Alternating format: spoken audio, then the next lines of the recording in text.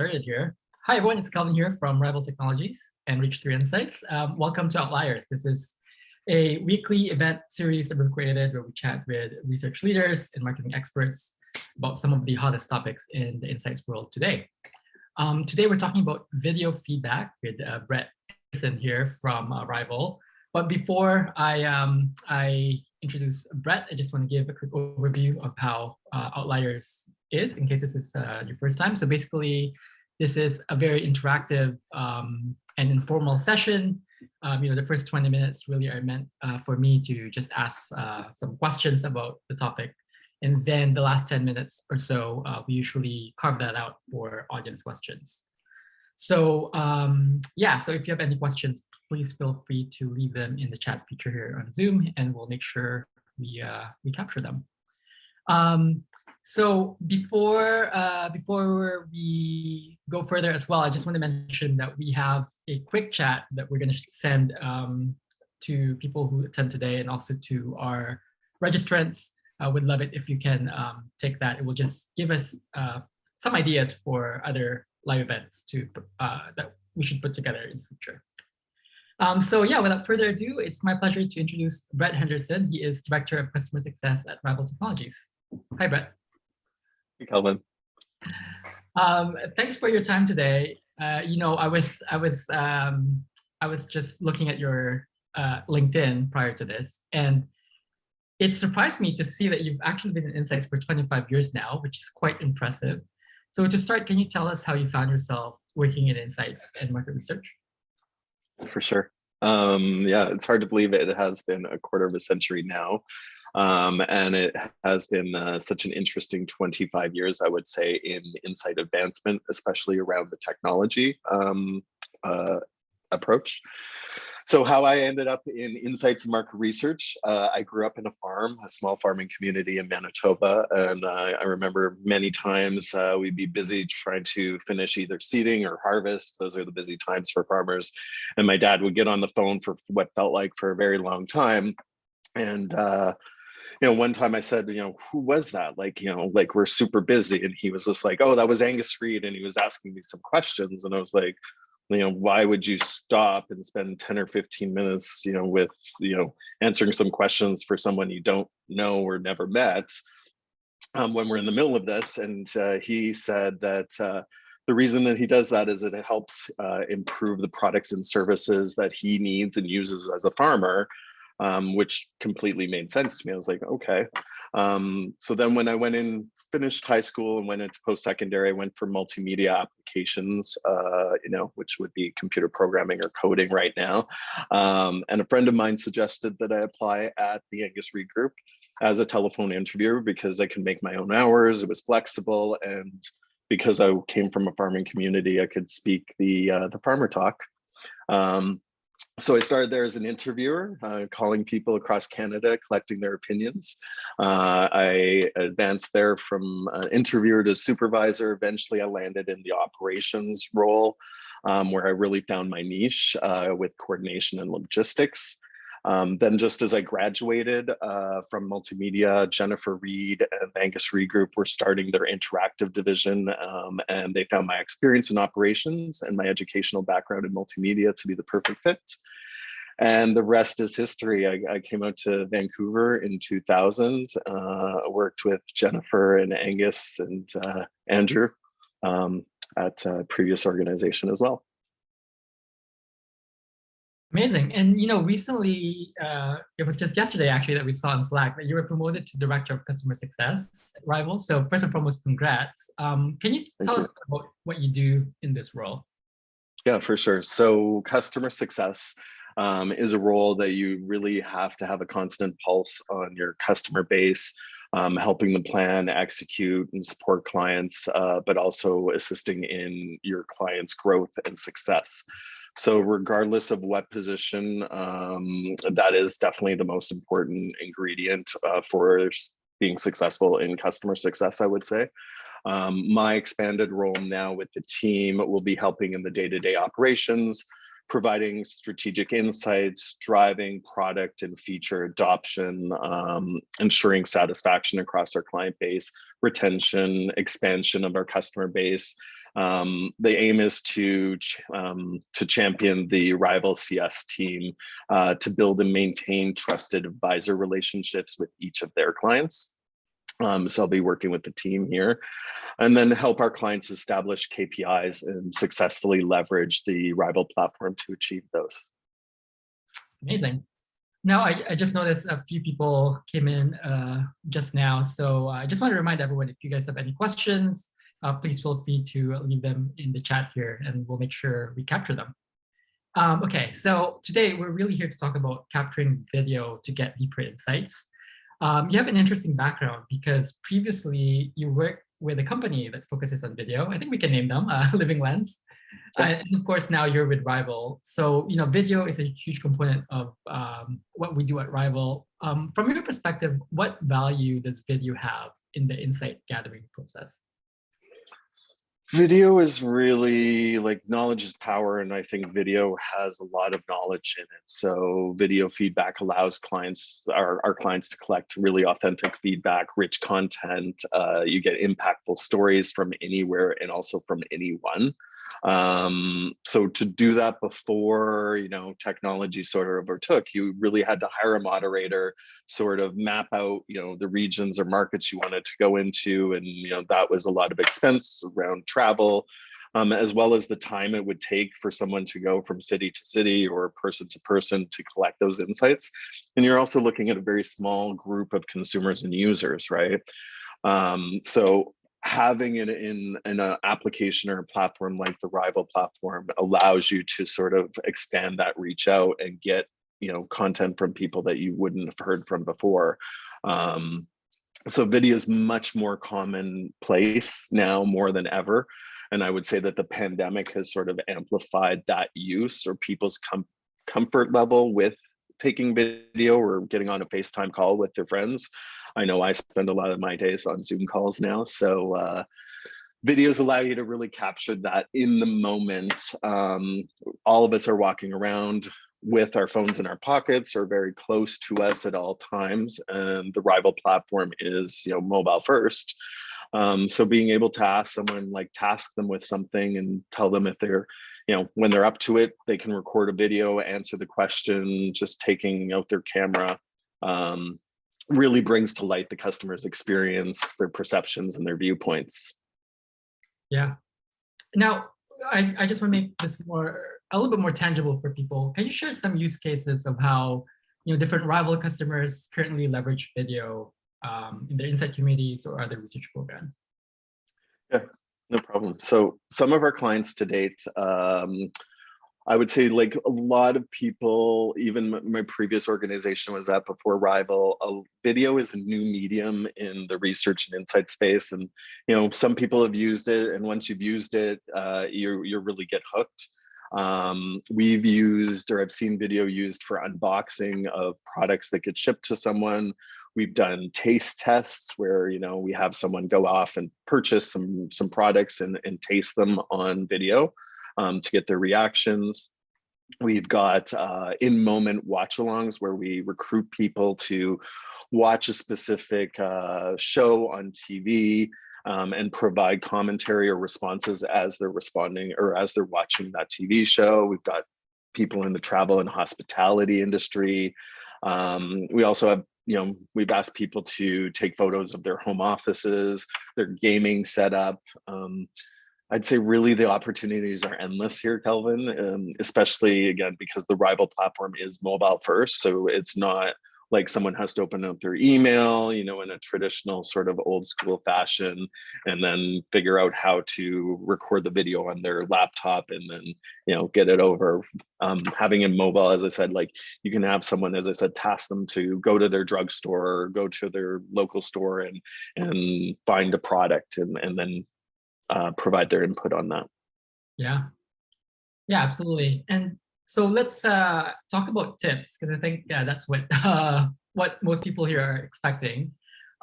Could you just give us some tips on how brands can get a decent number of videos in their surveys or chats?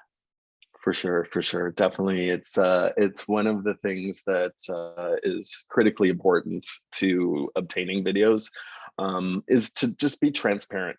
Be direct, be candid about what and why you're asking them for a video. Don't just ask a video just to get a video. Like, have a purpose behind the video. And that tends to get people more willing to provide a video when you provide a little bit more transparency into what exactly you're trying to do with the video. Make sure that they know it's a super easy process, because again, the Rival platform, it's seamless. There's nothing that they have to download. And position is a really powerful way for their opinion to get heard and recognized. If it's connected to a brand specifically, again, that will drive a lot of people to record a video. And then presenting the request or the question, the ask, in a way that is going to invoke passion or a feeling for the user, the consumer, that will get them to record a video. Because again, like you can type out a whole bunch of words, but it's so much easier in a video. You can just speak and sort of talk and think as you're going along. We always say make the video optional. Anything that you can do to get them inspired will encourage them to try to do a video. We also do suggest or request if possible, to get our community leaders to just do a little intro and say, hey, I'm Brett from X community. That sort of drops down people's concern of like, well, who's behind the wall, right? Where is this video going? The more that you can sort of close that loop with the respondents, the more willingness they're just going to be to do the video, for sure. Yeah, absolutely. Yeah, I think the way we say that sometimes is, using video to get videos, right? So, yeah. And it doesn't, what's interesting, it doesn't have to be high production or super expensive. Like, and in fact, it's actually better if you do it through your smartphone as well. So they can see, oh, that's kind of what they're looking for. It has the same vibe. And, you can have a lot of fun with it. I've seen some examples of our customers who've done that. Yeah, no, for sure. Like, we always, I think anytime we've asked a client to do it, they sort of get a little bit shy and nervous as well. But, ultimately that is how your respondents are feeling as well. So just like as you said, is just, take your phone, record a quick 20-second, hey, it's Brett, I'm from here, and, really excited to hear your feedback.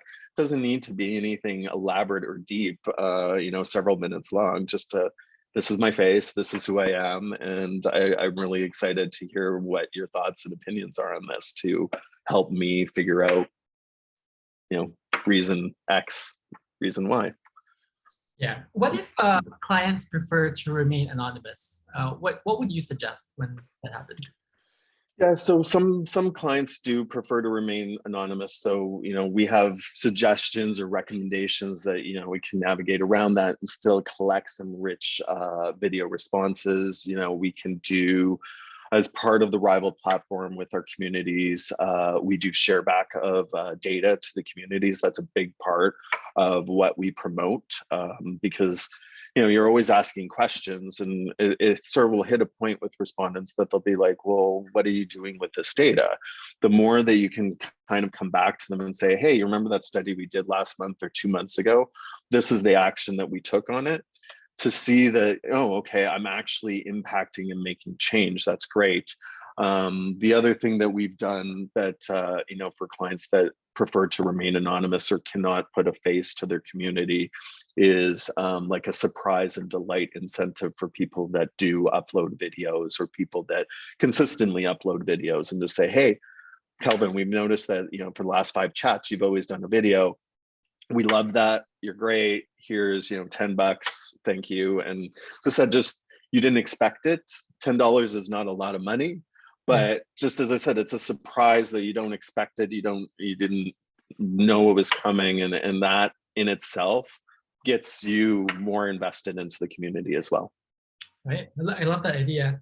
And that actually relates back to something that Ashley asked in the chat as well, which I'm curious about as well. So let's talk incentives a little bit. Do you provide incentives when you ask them to do higher effort tasks? That's from Ashley.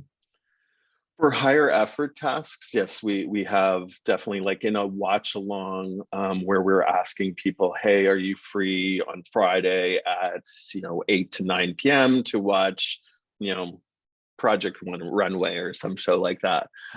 We get them to agree, and then as part of, again, we are taking an hour out of their time, we do incentivize them, a small amount, which ultimately, if you look at it, is a fraction of what you would pay to actually do an in-person focus group with someone. So if you think that you're capturing them for an hour point in time, that's similar to a focus group where you're going to be probably paying $50+ for a focus group. I've done focus groups for many years now. I'm not sure what the going rate is. So yeah, again, you're sending them $5, $10, $25 for, again, an hour, 2 hours of their time. That's really nothing. But in terms of just an individual video ask, a lot of the time we do not incentivize our community members for just those one-off video asks. Again, not as elaborate or deep of a task or an ask. And they're willing to do that. We do have monthly prize draws generally with our communities, so that does keep people engaged and more interested. Sometimes we'll say, if you upload a video, we'll give you 2 entries into the prize draw. So again, there's ways to leverage and maximize and sort of encourage, again, video response without necessarily incentivizing. But of course, if you have the budget, money definitely talks, and people will be more inclined to do a video. People who are sitting on the fence maybe would be like, oh, okay, you're going to give me $5 to do a video. Okay.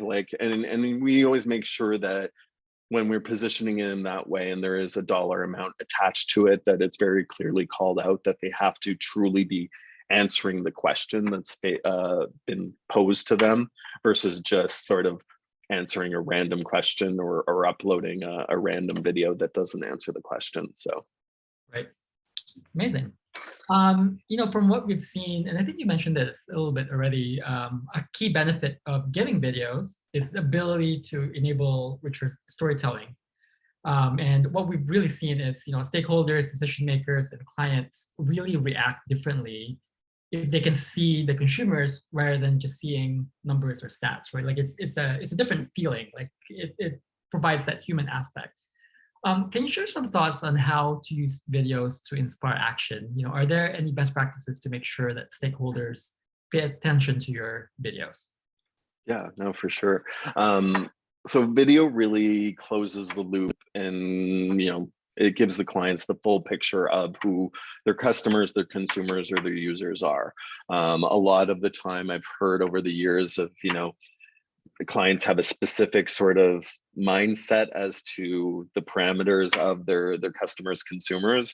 And then when they see a video, they're like, oh, that's not who I thought our users or consumers were. So that is one big insight that I've seen come out over the years. But as I said, just being able to see someone will make decision makers stop and take notice. Video is 6 times faster than writing or typing. And it allows our clients to pick up the nuances in someone's voice. You watch my facial expression. What am I doing with my face? What's my tone of my speech, my sentiment, my body language? Am I fidgety? Am I rocking back and forth?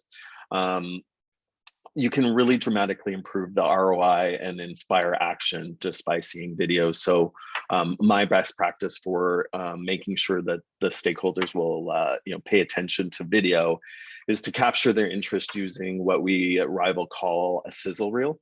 Or a show reel would be another way to phrase it, where you grab out the best video clips, you keep it short, you keep it engaging, you keep it conversational, just like how we position the Rival chats. And I've heard from many of our clients that, again, have put those sizzle reels in front of the stakeholders, that the stakeholders actually come back to them and say, hey, that was really interesting insight. Could we see the full videos? From those respondents, or even the full videos that they collected from the chat that we've run. So that's, as I said, just similar to how we capture respondents' attention in a chat. Let's keep it short, keep it conversational, keep it, and you will, again, get the stakeholders buy-in. And once again, they've seen the video, they're going to want more and more video, because it's just so much easier. And there's only so many pie charts and bar graphs you can look at in a presentation. So a video actually will get people to stop and be like, oh, okay, I'm actually like looking at what you're presenting now, not just listening anymore, right? Yeah, yeah, absolutely. So let me see here. I have my another question of mine is in terms of common objections, maybe from clients in terms of using videos. What are some of the things that you've heard in the past, and how do you address those? Objections to video? Yeah, like objections to getting videos or to asking for videos. I think, again, a lot of people tend to initially think that video is only going to be done by, the 18 to 34-year-old crowd, which I'm no longer a part of. But the truth of the matter is I've seen video from everyone from every walk of life, from every age group. I've actually had a grandfather who was so inspired to do video at one point in time that he had his grandson help him figure out how he could record the video. And again, the content, the transcript from that video was amazing. And as I said, just the fact that he was that passionate about the response and his response to providing that answer, that, as I said, he reached out and got the assistance from his grandson on how he could do it. It was great. Yeah, amazing. Also curious about giving people options in terms of providing video. So if people are not willing to do video, do you provide an option to do open text instead? And how does that work? Like in terms of what percentage of people do you see doing open text versus video? It really depends, Kelvin, just because, again, on how the question is positioned, if there's, again, a video from a community manager attached to it. But we definitely, like almost all of our chats that we put together for our clients, we do try to make the video optional because nobody likes to be pushed or told they have to do something. You'll get more people resisting if you force them to do it versus if you give them the option. So we, again, position the question in a really encouraging and exciting way that gets people talking, and then provide them that option. And I would say, probably 25%, up to 25% of people will do video, and I see that number clicking up more and more, every month.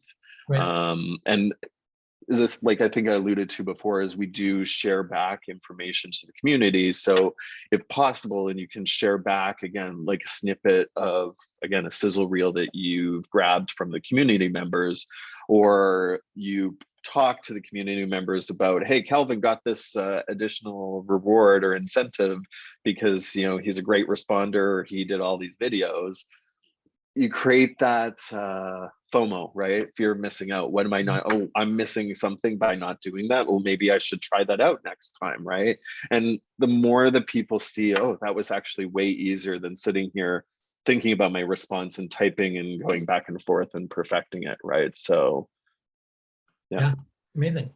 I've got one anonymous question here. So the question is about using videos for external public-facing initiatives. So if you are, for example, for the unboxing example, if your company is actually intending to use those videos for an ad campaign or something along those lines, can you just tell us about the process in terms of how you make sure you get the right rights for that? Yeah. We have asked for that consent right in the chat when we know that that's going to be an ask. The other way that we've done it is, we collect all the videos, then our clients will go through and say, hey, we like, video 1, video 5, and video 12. And we will actually go back to those respondents because they are part of our communities and say, hey, your video is great. we would like to be able to share it publicly, you know, in our marketing initiatives and get their sign off and consent. So you can either do it right in the chat and let them know that, you know, they're giving you their consent to use it in a public forum. Or as I said, if you don't want to do that blanket sort of, you know, because that might also scare some people away who are a little bit more camera shy maybe without having their face, versus collecting the videos, then going, okay, we like these 5, let's try and get consent from these 5 and then leverage those in your marketing or external initiative. Yeah, cool. Well, Brett, thanks so much for your time. Everyone, I just shared a chat here in the chat feature on Zoom. If you don't mind just taking that, it's super short. It's about 5 minutes. And it will really just help us make sure that the content we're delivering aligns with what you guys need from us. So this is the last call for any last minute questions. Otherwise, I think we can end here. Brett, do you have any closing thoughts on video and, you know, future of videos? Again, I just think more and more people, the more that we can get people comfortable in recording videos, as I said, I've become more confident or comfortable just being recorded because I'm on video all day. But I think that that's just more widespread. We're continuously pushing the Rival platform to have more and more functionality. You know, the ability, as I said, like if sometimes the transcript that you'll get from a video will be, as I said, much more rich than an open-ended typed response, like generally six plus times more. You know, so if somebody's really shy, you could always tell them that they could cover their camera as well, and you're still going to hear this, like the tone of their voice, their passion behind what they're talking about, and still get that rich data. You're not seeing their face and their emotion, but again, just hearing someone a lot of the time, like, you know, talking to people on the phone, you can pick up on what they're feeling, again, by the sentiment. Yeah, I totally agree. And that reminded me a little bit of the study that our sister company Reach3 did with Lenovo about women gamers. And the videos that they got, you know, it was about the experience of women gamers. And it's quite a sensitive topic because as that research shows, women gamers actually go through a lot of you know, harassment and just inappropriate experiences online. But Yeah. them talking about that over video, like I think it just hit very differently than, you know, just reading open ends, right? It's very different. Yeah. Yeah, no, and the platform automatically transcribes all of the videos. So again, you don't have to sort of sit there and sort of watch the whole video to find the exact moment that they're mentioning that you want to bring into your analysis. You know, so you can do a keyword search across, you know, your content to find those videos and isolate them. Yeah, no, that real-time transcription really helps. I'm glad we have that. Yeah. Well, Brett, thanks again for your time, and thanks everyone for coming. And we'll be in touch regarding the recording if you want to watch this again. Thanks for having me, Kelvin. Thanks, everyone. Bye.